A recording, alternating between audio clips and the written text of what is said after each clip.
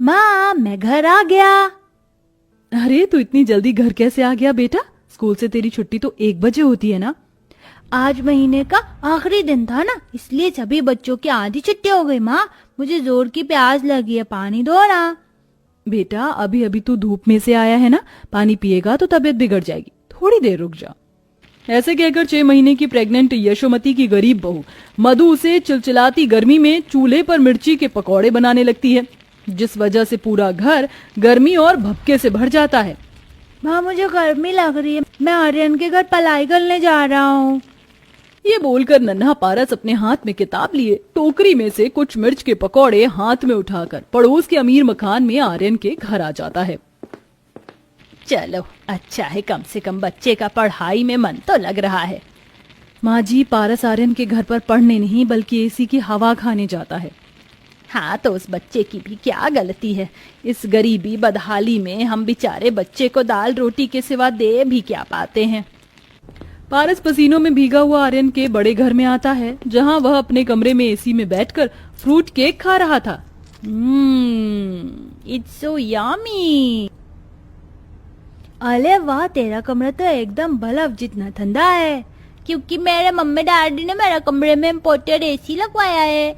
इसमें बिल्कुल गर्मी नहीं लगती, पसीना भी नहीं आता। ये देख, मेरी मम्मी ने मेरे लिए फ्रूट केक बनाया है, खाएगा? बहुत बढ़िया बनाती है मेरी मम्मी। हाँ, मेरी मम्मी जितने टेस्टी मिर्च के पकौड़े जैसा नहीं बनाती होंगी। लोग खाकर देखो। आर्यन पारस के हाथ में से लेकर एक मिर्च का पकौड़ा खा लेता है। वाह, इट्स सो यम्मी। तेरी मम्मी तो कितना टेस्टी मिर्च के पकौड़े बनाती है। इतने में आर्यन की घमंडी माँ मोहिनी उसके कमरे में आ जाती है और पारस को बेड पर बैठा हुआ देखकर चिढ़ जाती है। आर्यन, तुम्हें मना किया था ना इस घर में बुलाने की, ये गरीब की औलाद बस यहाँ फ्री की एसी की ठंडी ठंडी हवा खाने आता है। मम्मी, पारस को मत डांटो ना, ये मेरा दोस्त है। आर्यन, ये गरीब लोग कोई दोस्त नहीं होते, मतलब से आते हैं। और तू गरीब के बच्चे, चल मेरे साथ। मोहिनी गुस्से में पारस का नाजुक सा हाथ पकड़कर उसे खींच कर लाने लगती है। मम्मी, आंटी मुझे छोड़ो, छोड़ो ना मेरा हाथ। मम्मी, हटा दे। अरे, ये तो मेरे पारस के रोने की आवाज है। मोहिनी गुस्से से पारस को सास बहू के आगे पटक देती है। पारस का हाथ एकदम लाल पड़ा। देखकर दोनों सास बहू की आंखें नम हो गईं। हे भगवान, देखो तो कैसी जालिम औरत है, कितनी कसकर मेरे पोते का हाथ मला के निशान पड़ गए बेचारे के। अबे ओ बुढ़िया, ज्यादा बकवास करने की जरूरत नहीं है। संभाल कर रखो अपने निकम्मे पोते को, जिसका बाप 2 कौड़ी का मजदूर हो और माँ ठेले वाली। उनके बेटे को एसी की हवा खाने का शौक नहीं पालना चाहिए। दरवाजे पर खड़ा सोमू सब सुन लेता है। मोहिनी पैसों और अमीरी का घमंड दिखाकर चली जाती है। पारस, तू क्यों गया था उनके घर?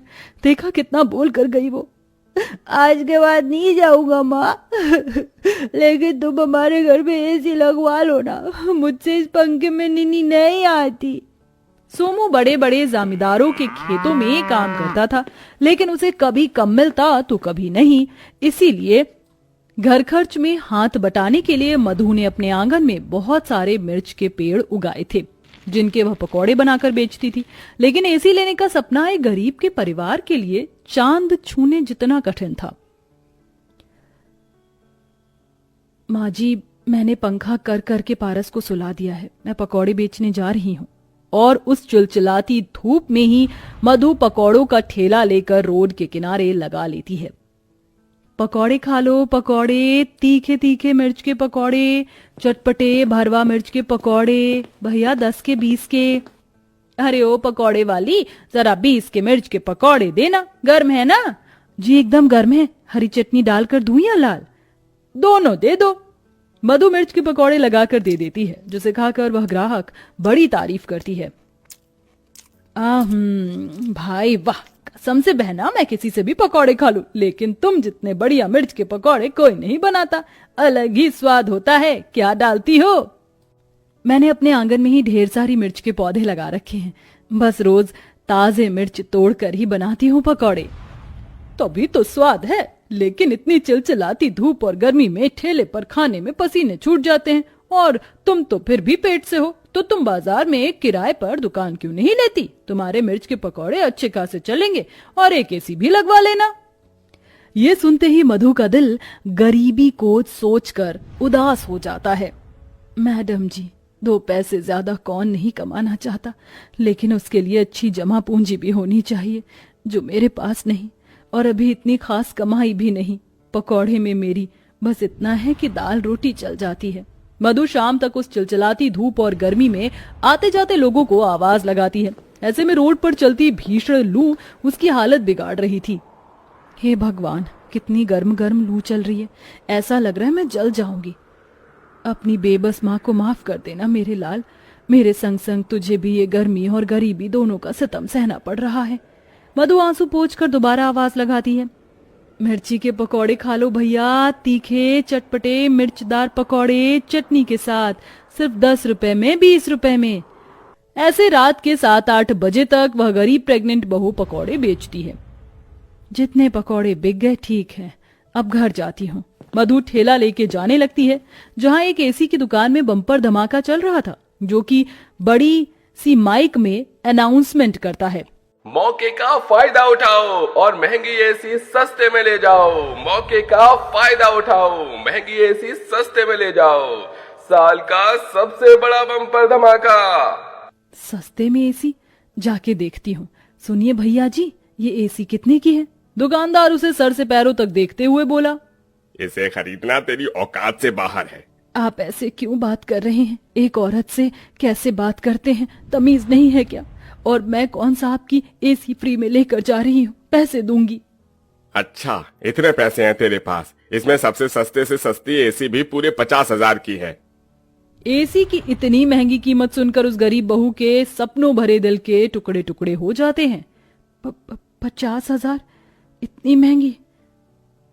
रहने दीजिए, नहीं चाहिए। सारे रास्ते रोते हुए मधु अपने गम को छिपाकर मुस्कुराते हुए आती है। आप सभी को भूख लगी होगी ना, मैं जल्दी से खाना बनाती हूँ। आप आज फिर इतनी लेट खाना बनाओगी और घर गर्म हो जाएगा, नींद भी नहीं आएगी। पारस, ऐसे बात नहीं करते, तू तो दादी का दुलारा बेटा है ना। आज हम बाहर चलते हैं, आंगन में ठंडी ठंडी हवा खाएंगे। इतनी देर में मधु खाना बना लेती है। माँ जी, सोमू जी, पारस, खाना लग गया है, आ जाइए। तभी खाने में रोटी और साग देखकर पारस चिढ़कर रोने लगता है। ये क्या बनाया है? मुझे नहीं खाना ये घास फूस। कम से कम मेरे लिए दही या लस्सी मंगा देती, ठंडी एसी भी नहीं लाते। देखो कितनी गर्मी है घर में। अच्छा रुक, पिताजी अभी अपने प्यारे पारस को ठंडी ठंडी हवा खिलाएंगे। सोमू दोनों खिड़की खोल देता है, लेकिन मई जून का महीना होने की वजह से शाम के 7-8 बजे भी लू जितनी गर्म हवाएं चल रही थी। आप भी खाओ ये गर्म हवा, मुझे बुद्धू मत बनाओ। पारस रोते धोते मुंह फुलाकर सो जाता है। इधर हर दिन के साथ गर्मी अपनी चरम सीमा पर पड़ जाती है और उन गरीबों की नींदें हराम कर देती है। इसके बाद भी गरीब बहू रोज धूप में जल मर कर मिर्ची के पकौड़े बेचने जाया करती, ताकि वह अपने घर के लिए एक एसी खरीद सके। पारस इतनी भीषण गर्मी बर्दाश्त नहीं कर पाता और बीमार पड़ जाता है और उसके पूरे हाथ और पैरों में गर्मी से बड़े बड़े दाने निकल आते हैं। ये राम, पता नहीं क्या हो गया है मेरे पोते को। हम गरीबों की किस्मत में ही मर मर कर जीना क्यों लिखा है। डॉक्टर साहब, क्या हुआ है मेरे बच्चे को? देखिए, गर्मी की वजह से बच्चे के शरीर में महामारी निकल गई है। इसे ठंडी हवा में रखना होगा, वरना हालत और बिगड़ जाएगी। मैं अपने बच्चे को कुछ भी नहीं होने दूंगी। उसके लिए एसी लाऊंगी, चाहे मुझे दिन रात क्यों ना एक करनी पड़े। बेचारी गरीब बहू अपने बच्चे की बिगड़ी हालत देखकर खाना पीना भी भूल जाती है और तड़के सुबह उठकर मिर्ची के ढेर सारे पकौड़े बनाकर उस तपती चिलचिलाती गर्मी में फेरी लगाकर बेचती। मिर्ची के पकौड़े खा लो, तीखे तीखे चटपटे पकौड़े, 10 में 20 में। अरे 1 प्लेट लगाना मिर्च के पकौड़े। अरे 1 प्लेट मुझे भी। ये लीजिए। एक ही हफ्ते में वो कुछ पैसे इकट्ठा करके बाकी की किश्त में एक एसी घर में लगवा लेती है, जिसे देखकर बिस्तर पर पड़ा पारस खुशी से उछल पड़ता है। अरे वाह, मेरे घर भी एसी लग गई, ये। मधु जैसे ही एसी ऑन करती है, तपता हुआ घर एकदम ठंडा हो जाता है और सभी जन गर्मी से राहत की सांस लेते हैं। वाह, सचमुच ये एसी तो बड़े सुख की चीज है। गर्मी तो जैसे छूमंतर हो गई। मधु, तुम किश्तों की चिंता मत करना, हम सब मिलकर मेहनत करेंगे और किश्त भर लेंगे। धीरे धीरे गरीब बहू एसी की किश्त चुका देती है और साथ ही अपने दम पर मिर्च के पकौड़ी का व्यापार भी खूब अच्छे से चलाती है।